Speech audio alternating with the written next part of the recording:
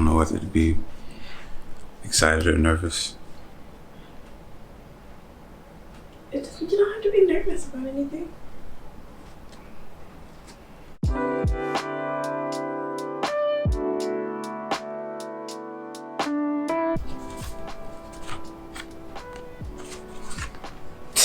It says, the world's greatest farter?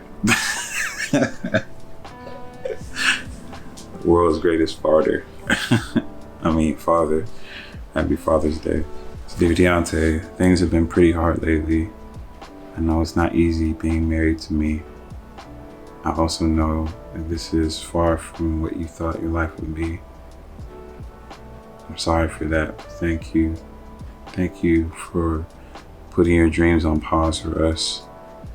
Thank you for loving us, though all of us are pretty annoying.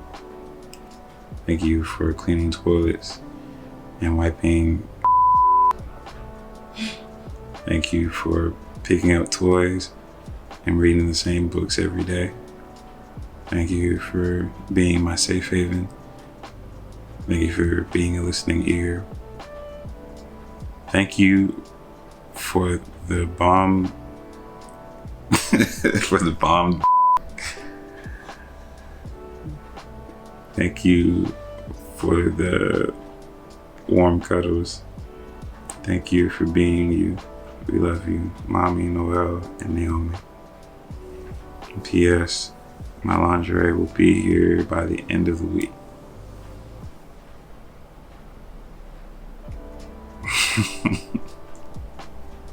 This is nice. That dog almost has your smile a little bit. That smile you do when you don't know it. Yeah. That's funny. I'm so nervous about this. Why are you nervous? Because I don't know what it is. You think I give you a gag gift for Father's Day? Yes. Absolutely. I feel like you would give me a gag gift for Father's Day. Is this a record? No. That is a record.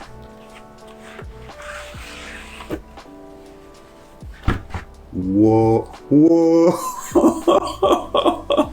Whoa. Hey.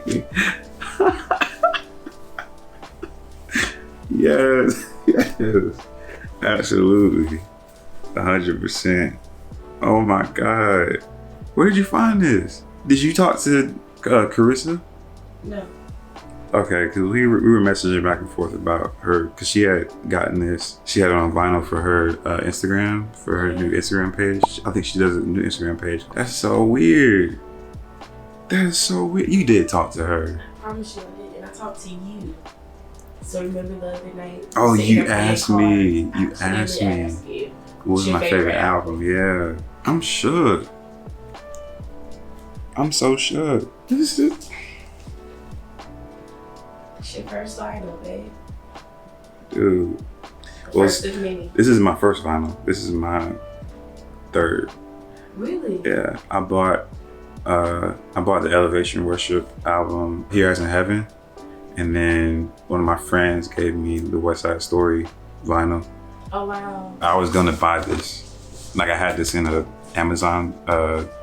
Really? Yeah, I had this in a shopping list on Amazon. Cart? Yeah, no, not in the cart, in the list. I had That's crazy. Got a whole list of vinyls, and this was at the top of the list. So wow. You can take that off now. Thank you. Good.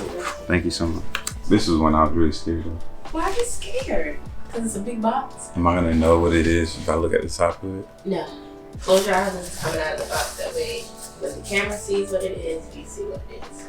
I feel like I know what it is. You might.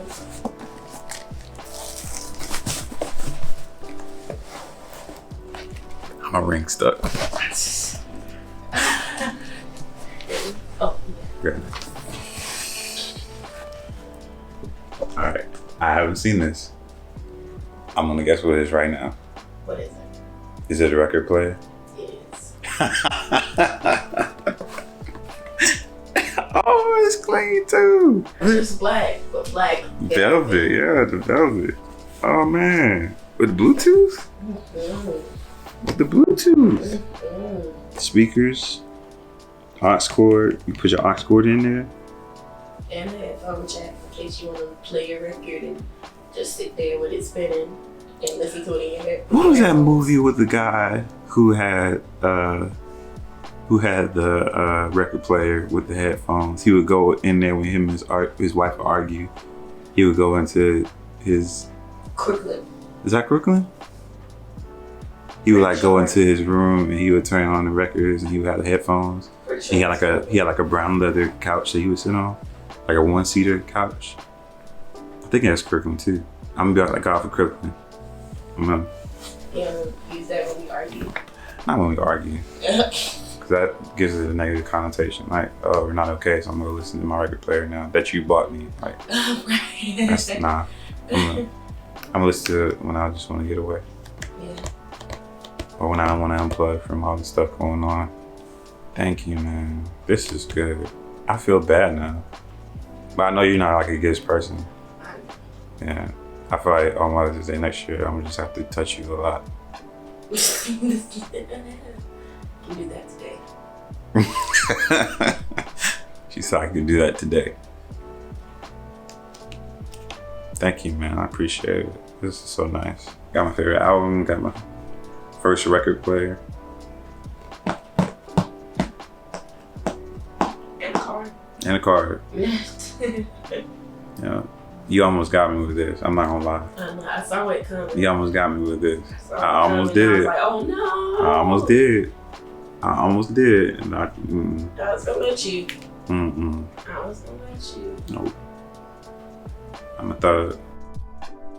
In the last episode, I kind of talked about how God kind of derailed my plans for my life and kind of pushed me into this role of being a father. And if I'm honest, it's been one of the hardest things I've ever done in my life. Being a father to me means, growth. I believe that God pushed me into this role for my own personal growth. I believe he was trying to weed the things out of me that would be detrimental for my family and for myself as well. And that he wanted to replace those things with characteristics of himself. Being a father also means cleaning up messes that you didn't necessarily cause.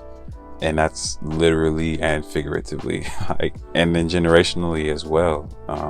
There are characteristics in my kids that I'm noticing now that I know came from me, that came from my dad, that came from his dad, that came from his dad. And so, working to clean those things up and to try to break those generational ties is something that comes with fatherhood as well. And it's no easy thing to do. It's no easy task at all. But I'm trying. And that's the biggest thing any father can do, man. Just try. So yeah, man, this one is for all the dads out there who have no idea what they're doing, for the ones who have diapers on their heads, for the ones who carry their kids like footballs, for the ones who endure explosive diapers, for the ones who get peed on all the time, for the ones who wrestle, for the ones who mess up, for the ones who are trying, for the ones who are there. This one's for you. Happy Father's Day.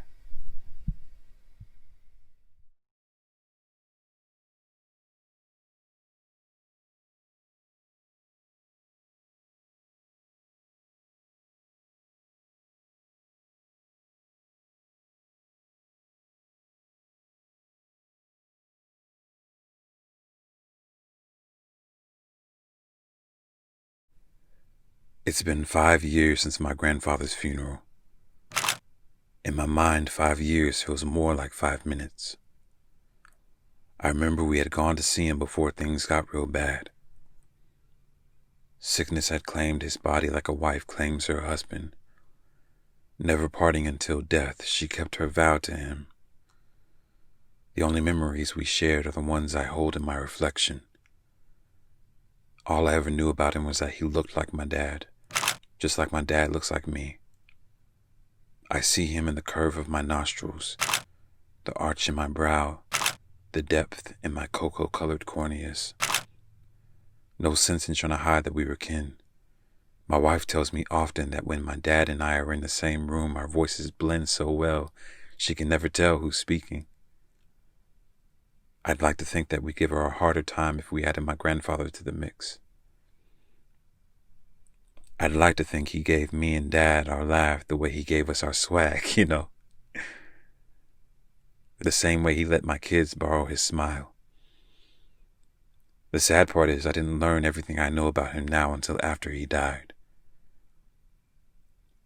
I'd like to think that maybe him and his dad were just alike. That maybe their feet shared the same condition, all worn out from years of running from commitment, never able to stay in one place for too long, hands strong enough to crack the smile of any woman bold enough to give him lip, but gentle enough to give that same woman a kid, or two, or three, or four, much more than what his heart bargained for, much more than his strong hands could handle. There are a handful of traits I wish he would have been more selfish with. When I was born, I got much more than my tiny hands could handle. Much more than my heart bargained for. 3, 2, 1, and breathe. My grandfather gave me his hands, strong enough to hold her tight as if she were lost treasure, but gentle enough for my own self-pleasure. 4, 3, 2, 1, and breathe. My fingertips are like his feet. They have the same condition, running from reality, finding fantasy in search bars, trying to escape commitment. I've never been able to make my heart stay in one place for too long. Push. 4, 3, 2, 1, and breathe. My wife's been having a hard time ever since I added him to the mix of voices spewing from my lips. She reminds me often that our voices blend so well she can never tell who's speaking. Push. 4, 3, 2, 1, and breathe. Every day I'm sinking in uncertainty, trying to walk in the footsteps of those who came before me, but the path is unclear. Push. 4, 3, 2, 1, and breathe.